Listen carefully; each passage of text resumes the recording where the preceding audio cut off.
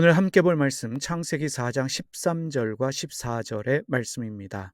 가인이 여호와께 아뢰되 내 죄벌이 지기가 너무 무거우니이다. 주께서 오늘 이 지면에서 나를 쫓아내시온즉 내가 주의 낯을 배우지 못하리니 내가 땅에서 피하며 유리하는 자가 될지라 물은 나를 만나는 자마다 나를 죽이겠나이다. 하나님께서는 동생 아벨을 죽인 가인을 죽이지 않으셨습니다. 가인을 죽이시는 대신에 하나님께서는 가인을 저주하시면서 이제 땅을 갈아도 땅이 더 이상 소출을 내지 않을 것이다 말씀하셨습니다. 가인으로 하여금 세상을 떠도는 신세가 되게 하셨습니다. 아버지 아담이 에덴에서 추방되었듯이 가인도 자신이 농사를 짓던 땅에서 추방을 당하게 됩니다. 그런데 추방을 당하는 가인은 세 가지 사실을 두려워합니다. 가인이 가졌던 세 가지의 두려움, 오늘 함께 살펴보겠습니다. 첫 번째, 가인이 이렇게 말합니다. 내가 주의 낯을 배웁지 못하리니. 하나님은 지금까지 가인과 함께 하셨습니다. 가인에게 말씀하셨고 가인의 삶을 간섭하여 주셨습니다.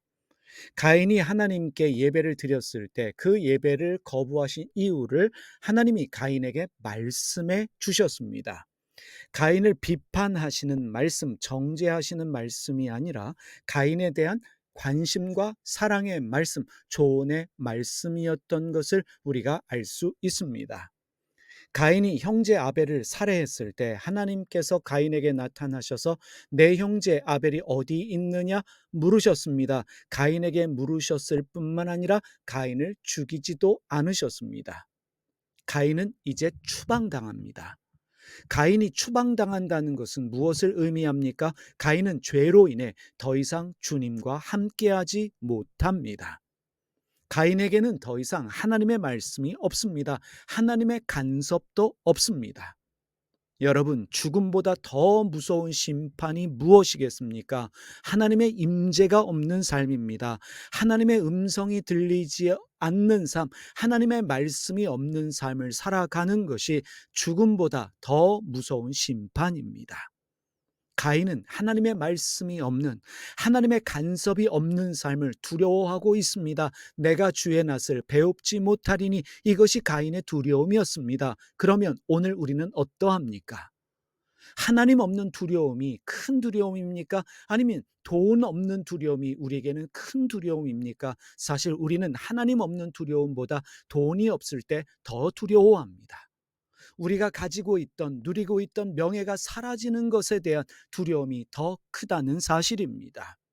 교회도 마찬가지입니다. 하나님의 임재가 없는 예배에 대한 두려움보다는 사람이 없는 예배에 대한 두려움이 더 큽니다. 사람들에게 알려지지 않는, 사람이 모이지 않는 예배가 더 두려운 것이 사실입니다. 왜 현대교회 예배가 화려해졌습니까?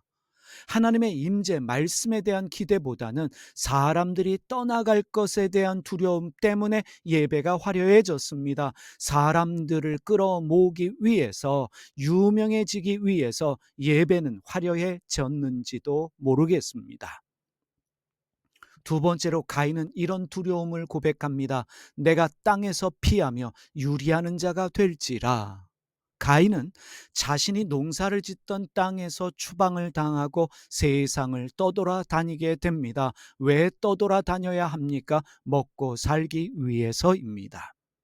먹고 살기 위해 떠도는 것은 내 힘으로 살아야 한다는 것을 말하고 있습니다.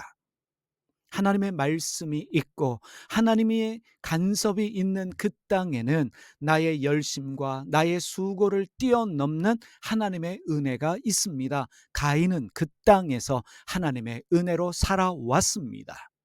하나님의 은혜로 산다는 것이 무엇입니까? 먹고 사는 일에 대한 염려와 두려움이 없이 사는 삶입니다. 다른 사람과 비교할 일 없습니다. 경쟁할 일도 없습니다. 은혜는 가만히 있어도 됩니다. 그런데 욕심과 시기와 질투 때문에 가인은 아벨을 죽였습니다. 그래서 이제 하나님의 임재로부터 떠나서 세상을 떠돌아야 합니다. 이제는 내 힘으로 먹고 살아야 합니다. 열심히 수고하며 노력해야 하지만 사람들과 경쟁하며 비교하며 살아야 합니다. 다른 사람들보다 더 많이 소유하기 위해 경쟁하는 삶을 살 수밖에 없습니다. 이것이 가인의 두려움입니다. 가인은 하나님의 은혜가 없는 삶을 살아가게 될 것에 대한 두려움을 가지게 되었습니다. 우리는 어떠합니까? 하나님 은혜가 없는 삶이 가장 두려운 삶임에도 불구하고 우리는 여전히 하나님의 은혜가 아니라 내 힘과 내 열심으로 인생을 살아가려고 합니다. 그 증거가 무엇입니까? 기도하지 않습니다. 말씀도 붙잡지 않습니다. 바쁘게 사는 것이, 열심히 사는 것이 최선이라고 믿습니다. 내일 일을 걱정하지 않고 오늘의 최선을 다하는 것을 두려워합니다. 기도만 하는 것, 말씀만 붙잡고 사는 삶에 대한 두려움이 우리 안에 있습니다. 아무것도 하지 않고 가만히 있는 것, 하늘의 만나가 내려지기를 기다리는 그 삶에 대한 두려움이 우리에게 있다는 사실입니다. 세 번째로 가인은 이런 두려움을 고백합니다. 무릇 나를 만나는 자마다 나를 죽이겠나이다. 가인은 아벨과 경쟁했습니다. 그래서 가인은 아벨을 죽였습니다. 가인은 누구보다 잘 알고 있습니다. 경쟁은 죽음을 불러일으킨다. 이 사실을 너무나 잘 알고 있는 가인은 이제 경쟁하는 세상에서 살아가야 합니다. 자신과 경쟁하는 누군가가 자신을 죽일 수도 있다라는 두려움에 떨면서 살아가야 합니다. 가인이 가진 두려움은 바로 경쟁에 대한 두려움입니다. 물은 나를 만나는 자마다 나를 죽이겠나이다. 이제부터 경쟁하는 그것이 가인에게는 두려움입니다. 여러분, 하나님을 떠난 삶, 하나님의 말씀과 하나님의 임재로부터 떠난 삶, 기도하지 않고 말씀이 없는 그 삶은 경쟁하는 삶입니다. 너를 죽이고 내가 살아야 하는 그 세상 속에서 살아가야 합니다. 죽고 죽이는 동물의 세계와 같은 삶을 살아가야만 합니다. 죽이지 않으면 죽임을 당할 수밖에 없는 세상을 살아가야만 하는 그것이 하나님을 떠난 삶, 하나님의 은혜를 멀리하는 삶입니다. 가장 불행한 사회가 어떤 사회이겠습니까? 이웃이, 내 친구가 사랑과 섬김의 대상이 아니라 경쟁의 대상이 된 사회입니다. 그 사회는 불행한 사회입니다. 한국 교육을 보십시오. 학우들과의 관계가 어떤 관계입니까? 경쟁에서 이겨야 하는, 싸워 이겨야 하는 경쟁의 관계가 학교 함께 다니는 학우들과의 관계입니다. 건강한 교육이다 말할 수 없습니다. 오늘 우리가 살고 있는 세상, 다른 사람이 나를 이기는 것이 두렵습니다. 다른 사람이 나보다 잘 되는 것이 싫습니다. 우리는 이런 세상을 살아가고 있습니다. 마르틴 루터가 종교개혁한 이후에 유럽은 30년 동안 구교와 신교로 나뉘어져서 전쟁을 했습니다. 서로의 교리와 신학이 옳다라는 논리로 하나님의 이름으로 전쟁하며 사람들을 죽였습니다. 서로를 죽였습니다. 당시 독일 인구가 1,500만 명이었는데 30년 동안 전쟁에서 죽은 사람이 무려 1,000만 명입니다. 1,000만 명이 죽고 500만 명이 살아남았던 전쟁이 바로 30년 전쟁입니다. 그런데 여러분, 구교와 신교로 나뉘어져 싸운 이유가 교리와 신학 때문이었겠습니까? 숨겨진 이유는 더 많은 땅과 재산을 차지하기 위한 정치, 종교 지도자들의 욕심과 야망 때문이었습니다. 지도자들의 욕심과 야망 때문에 불쌍한 백성들이, 교인들이 이용을 당한 것입니다. 우리는 이런 질문할 수 있습니다. 하나님의 이름으로 그들은 서로를 죽였습니다. 그때 하나님은 어디에 계셨는가? 그들에게 하나님은 계셨는가? 이런 질문하게 됩니다. 하나님의 말씀이 없는, 하나님의 임재가 없고 은혜가 없는 공동체는 경쟁하고 싸웁니다. 죽고 죽이려고 합니다. 죽고 죽이려는 이유, 경쟁하는 이유는 가진 것 없는 것이 두렵고 남들이 나보다 더 많이 가지고 잘 되는 것이 두렵기 때문입니다.